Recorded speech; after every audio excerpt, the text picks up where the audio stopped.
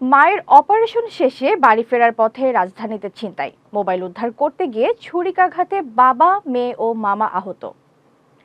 রাজধানীর কেরানীগঞ্জের Alam market trawler ঘাটে মর্মান্তিক এক ছিনতাইয়ের ঘটনায় মোবাইল ফোন উদ্ধার করতে গিয়ে ছিনতাইকারীর ছুরিকাঘাতে একই পরিবারের বাবা, মেয়ে ও তার মামা গুরুতর আহত হয়েছেন। আহত বাবার অবস্থা আশঙ্কাজনক বলে জানিয়েছেন চিকিৎসকরা। সম্প্রতি মায়ের অপারেশন শেষে পরিবারটি মাকে ঢাকার বাসায় রেখে বাড়ি ফেরার পথে রাজধানীর কেরানীগঞ্জ আলম মার্কেট এলাকায় ছিনতাইকারীর কবলে পড়ে। এ সময় এক ছিনতাইকারী পরিবারের সদস্যদের কাছ থেকে একটি মোবাইল ফোন ছিনিয়ে নিয়ে পালানোর চেষ্টা করে।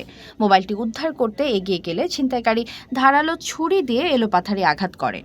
ছুরিকাঘাতে গুরুতর আহত হন পরিবারের বাবা, তার মেয়ে এবং মেয়ের মামা। ঘটনাস্থলে আতঙ্ক ছড়িয়ে পড়ে। পরে স্থানীয় লোকজনের সহায়তায় আহতদের দ্রুত উদ্ধার করে রাজধানীর Bangladesh critical care and general হাসপাতাল লালমাটিয়াতে ভর্তি করা হয়।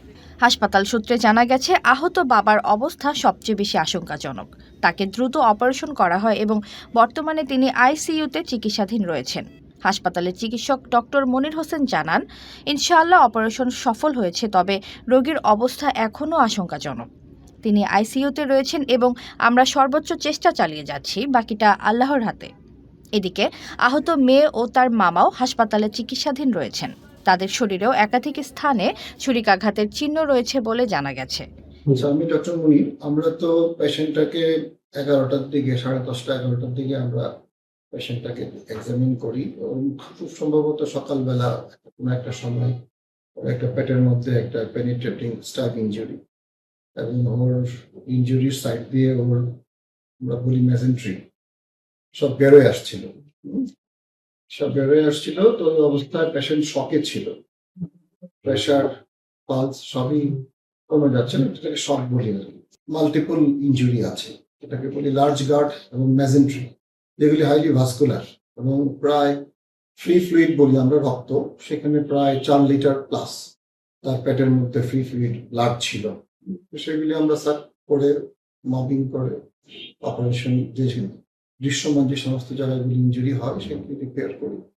এই ঘটনায় এলাকাবাসীর মধ্যে তীব্র ক্ষোভ ও আতঙ্ক বিরাজ করছে। তারা রাজধানীতে ক্রমবর্ধমান ছিনতাই ও অপরাধের বিরুদ্ধে দ্রুত কার্যকর ব্যবস্থা গ্রহণের দাবি জানিয়েছেন। পাশাপাশি দোষীদের দ্রুত গ্রেফতার করে দৃষ্টান্তমূলক শাস্তির আহ্বান জানানো হয়েছে। ঘটনাটি নিয়ে সংশ্লিষ্ট থানায় অভিযোগের প্রস্তুতি চলছে বলে পরিবার সূত্রে জানা গেছে। এতক্ষণ আপনাদের সাথে ছিলাম তামান্না ইসলাম তন্নি। প্রতিদিনের নিউজ আপডেট পেতে আমাদের সাথেই থাকুন।